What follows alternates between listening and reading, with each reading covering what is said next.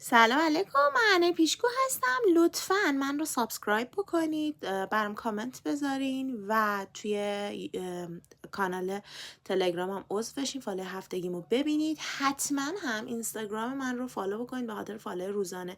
بچه ها یه قسمتی رو اینجا دارم میبینم که این یک خانومه صاحب فال هستش، پارتنرشون هستن و ببین 2 نفر اضافه اینجا دارم میبینم. 1 نفر پشت پارتنرشونه، اینجا سایه که میبینی یعنی پارتنر زن داره.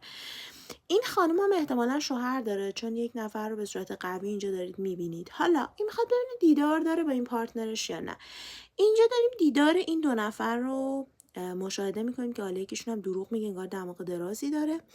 و چیزی که من دارم اینجا میبینم رابطهشون هم تقریبا میشه گفت ادامه پیدا میکنه تا 20 وعده دیگه. اما حالا اینجا یه دعوایی هم اینجا توی گذشته با هم کردن، اما من نیستش که چطور میخواد پیش بره و تا کی.